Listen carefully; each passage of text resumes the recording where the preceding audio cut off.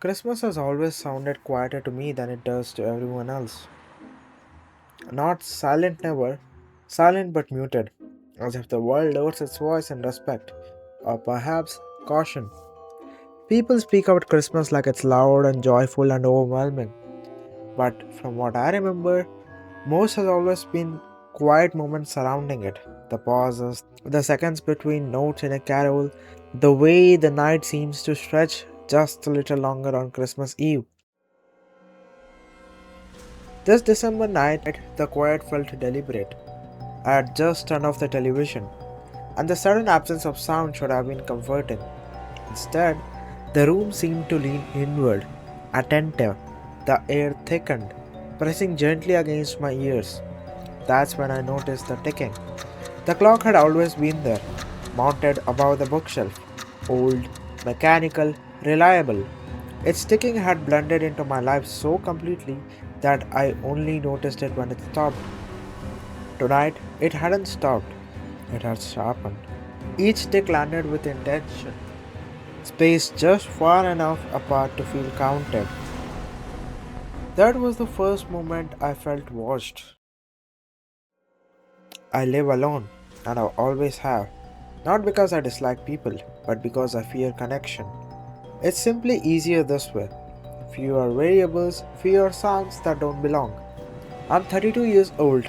I restore books for a living. Old ones, fragile ones, pages that crumble if you breathe too hard near them. The kind of work that rewards patience and punishes distraction. My colleagues say I'm calm, observant, quietly intense. They don't know that quiet has always felt like a crowded place to me. I've never been diagnosed with anything clinical, no prescriptions, no official labels, but I've always carried a persistent sense that my thoughts don't move at the same speed as time. That certain memory stays fresh long after they should have faded, especially memories tied to December, especially memories tied to my mother. My apartment sits at the very end of a narrow residential street.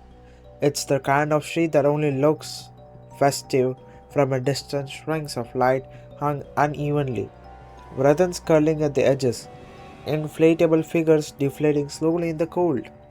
Up close, it feels abandoned. Street lights flicker here, not enough to draw attention, just enough to feel reliable. The buildings lean inward slightly, casting shadows that quite don't match their shapes.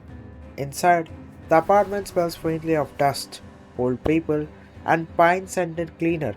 Earlier that evening, I had finally assembled my Christmas tree.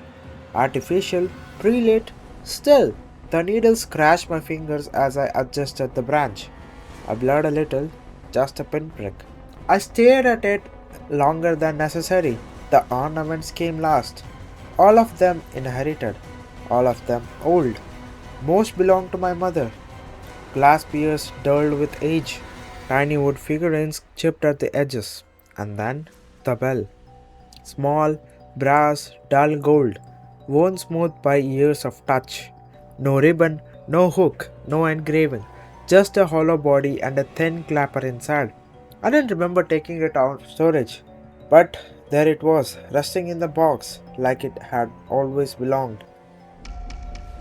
The sound came suddenly, a single chime, soft, distant. I froze. The bell hadn't been touched. The sound didn't echo like metal normally does. It didn't ring, it arrived, then vanished, swallowed by the room. I stood perfectly still, listening for an explanation, a draft, a vibration, a neighbor. Nothing. Probably the wind. I said it out loud because silence doesn't argue. I hung the bell anyway. That was my first mistake. I made tea to steady myself, habitual. The kettle hissed, steam fogging the window before settling back into the night.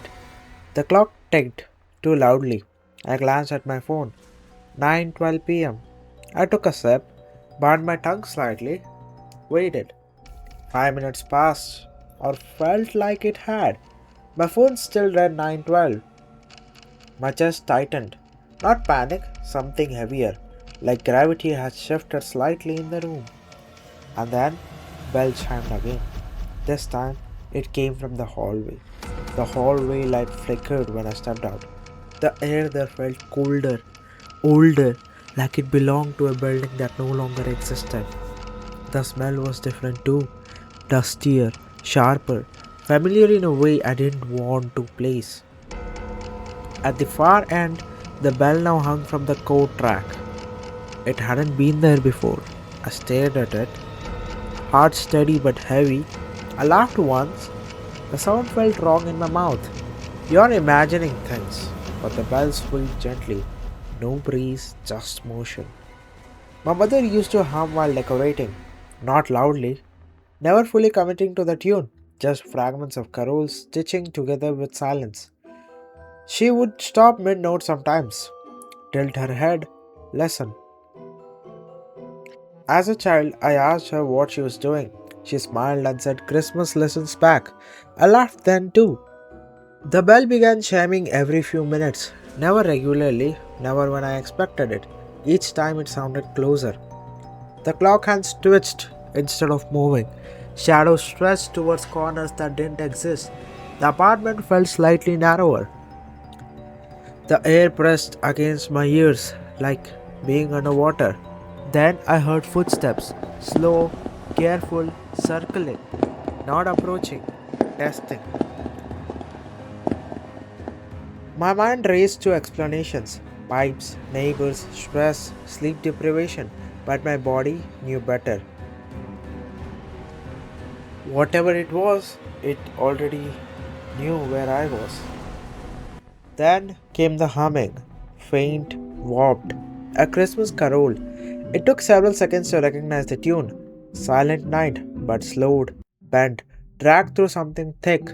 I spoke before I could stop myself. Mom?